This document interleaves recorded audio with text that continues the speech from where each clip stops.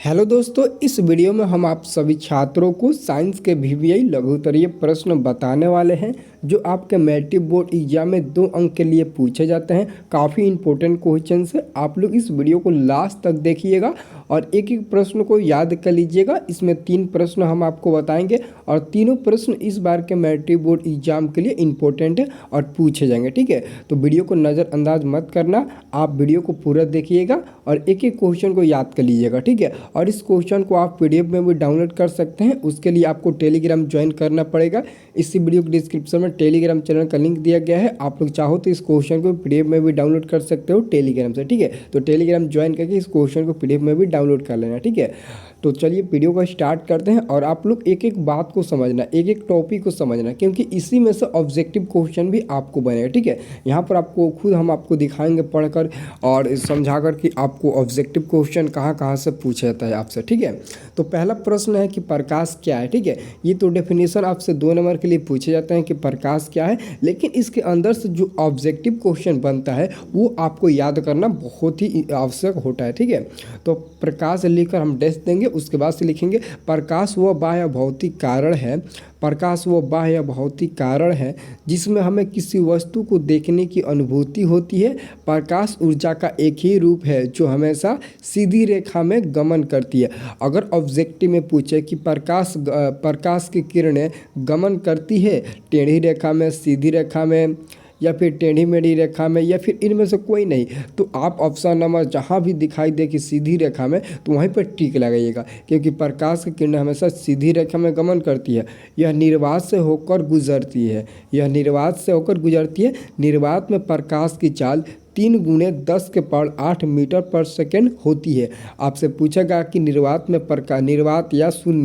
निर्वात या शून्य या फिर हवा में प्रकाश की चाल होती है, तो आप लोग बता देना 3 × 10⁸ मीटर पर सेकेंड होती है। ठीक है, मीटर पर सेकेंड, लास्ट में किलोमीटर भी पर सेकेंड दे सकता है, सेंटीमीटर पर सेकेंड भी दे सकता है, लेकिन आप लोग मीटर पर सेकेंड पर टिक लगाना। जहाँ भी 3 × 10⁸ मीटर पर सेकेंड दिखाई दे वहीं पर टिक लगाना। और साथ में दोस्तों प्रकाश एक विद्युत चुंबकीय तरंग भी है। अगर पूछ दे कि प्रकाश है तो ऑप्शन में रहेगा विद्युत चुंबकीय तरंग भी है। ठीक है, तो आप लोग इन्हीं को याद कर लोगे तो आपको 5 नंबर मिल जाएगा और यही हूबहू लिख दीजिएगा। ठीक है, एक बार फिर से हम आपको पढ़ देते हैं कि प्रकाश वह बाह्य भौतिक कारण है जिसमें हमें किसी वस्तु को देखने की अनुभूति होती है। प्रकाश ऊर्जा का एक ही रूप है जो हमेशा सीधी रेखा में गमन करती है। यह निर्वात से होकर गुजरती है। निर्वात में प्रकाश की चाल 3 × 10⁸ मीटर पर सेकेंड होती है।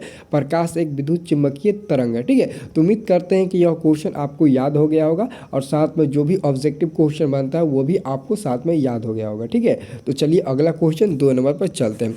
2 नंबर क्वेश्चन हम आपको बताएंगे कि प्रकाश का परिवर्तन क्या है और इसके कितने नियम होते हैं। इसके पहले वाले वीडियो में प्रकाश का अपवर्तन क्या है और उसके कितने नियम होते हैं बता चुके हैं, साथ में स्नेल का नियम भी बता चुके हैं। ठीक है, तो यहाँ पर प्रश्न है 2 नंबर कि प्रकाश का परिवर्तन क्या है और इसके कितने नियम होते हैं। तो याद रखना, प्रकाश का परिवर्तन लिखकर आप लोग डैश दीजिएगा, उसके बाद से लिखिएगा प्रकाश के किरणों का पहले माध्यम में लौटने की क्रिया को प्रकाश का परिवर्तन क्या कहते हैं प्रकाश का परिवर्तन। एक बार फिर समझिए, प्रकाश के किरणों का पहले माध्यम में लौटने की क्रिया को प्रकाश का परिवर्तन कहते हैं। जैसा कि यहाँ पर एमएन क्या है, एमएन एक समतल दर्पण है। ठीक है, प्लेन मिरर, समतल दर्पण को क्या कहते हैं इंग्लिश में, प्लेन मिरर। तो एमएन एक प्लेन मिरर है और एक क्यू, ठीक है, परिवर्तित किरण, और बी क्यू क्या है, आपतित किरण। तो यहाँ पर कोण आई हो जाएगा और कोण आर हो जाएगा। आपतन कोण बराबर परिवर्तन कोण, और पी क्यू क्या हो जाएगा, अभिलंब हो जाएगा, यानी कि लंब हो जाएगा पी बी। ठीक है, तो अब यहाँ पर आप लोग फिगर देख सकते हैं। अब इसके देखिए कितने नियम होते हैं। ठीक है, यहाँ पर देखिए प्रकाश के परिवर्तन के 2 नियम होते हैं। यहाँ पर दोस्तों ऑब्जेक्टिव में पूछा जाता है कि प्रकाश के परिवर्तन के कितने नियम होते हैं। ऑप्शन नंबर रहेगा 1 2 3 4, ऐसे करके ऑप्शन में रहेगा, तो आप लोग 2 पर टिक लगाना। और साथ में प्रकाश के अपवर्तन का भी 2 ही नियम होता है, उसका भी आंसर आप लोग 2 पर ही टिक लगाना। ठीक है, और यहाँ पर दोस्तों पहला नियम देखिए, पहला नियम कहता है कि आपतित किरण, परिवर्तित किरण तथा आपतन बिंदु पर डाला गया अभिलंब एक ही तल में होता है। देखिए, देख लीजिए दोस्तों, आपतित किरण और आपतन कोण और साथ में परावर्तित किरण, ये सभी एक ही तल में है, ठीक है। इसलिए आपतित किरण, परावर्तित किरण तथा आपतन बिंदु पर डाला गया अभिलंब, ये तीनों एक ही तल में होता है।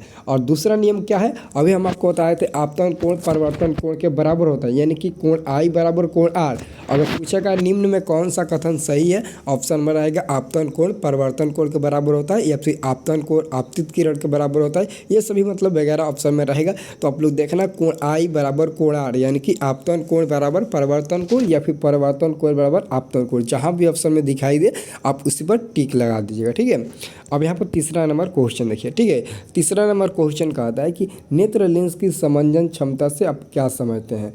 नेत्र लेंस की समंजन क्षमता से क्या समझते हैं, आपको बोर्ड एग्जाम में यह भी क्वेश्चन 2 नंबर के लिए पूछा जाता है। तो सबसे पहले समंजन क्षमता लिखकर हम लोग टेस्ट देंगे, ठीक है। उससे पहले दोस्तों अभी तक हमारे चैनल को आप लोग सब्सक्राइब नहीं किए तो चैनल को सब्सक्राइब कर लो, क्योंकि अब से शुरू हो गया हर सब्जेक्ट का सब्जेक्टिव क्वेश्चन हम आपको VBI देते रहेंगे और साथ में ऑब्जेक्टिव क्वेश्चन चलते रहेगा, ठीक है।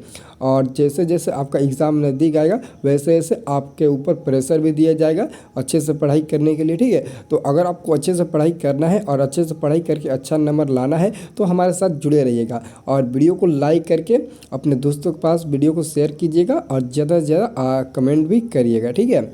यहाँ पर दोस्तों सबसे पहले हम क्या करेंगे, समंजन क्षमता लिखकर डैश देंगे। उसके बाद से लिखेंगे आँखों की ऐसी क्षमता जिससे नेत्र लेंस की फोकस दूरी अपने आप बदलती है।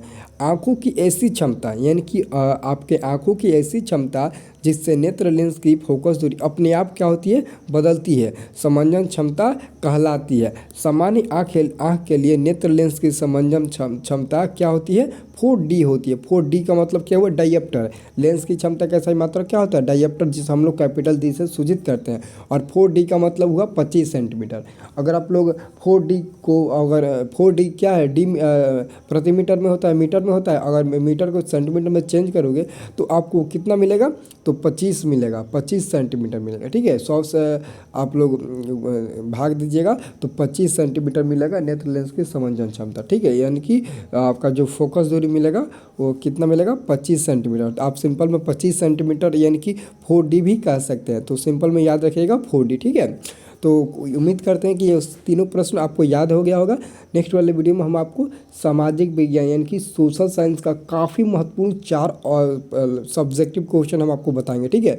तो वीडियो आपको शाम में मिल जाएगा, शाम में या फिर दोपहर में आपको वीडियो मिल जाएगा। तो उस वीडियो को भी आप लोग देख लीजिएगा और देखिएगा कौन सा क्वेश्चन है और उसको आप याद ज़रूर कर लीजिएगा, ठीक है। तो चलिए दोस्तों आज के लिए यहीं तक रुक देते हैं, और अभी तक हमारे इस वीडियो को लाइक नहीं किए तो एक प्यारा सा कमेंट कर दीजिए और इस वीडियो को लाइक करके जाइए, ठीक है।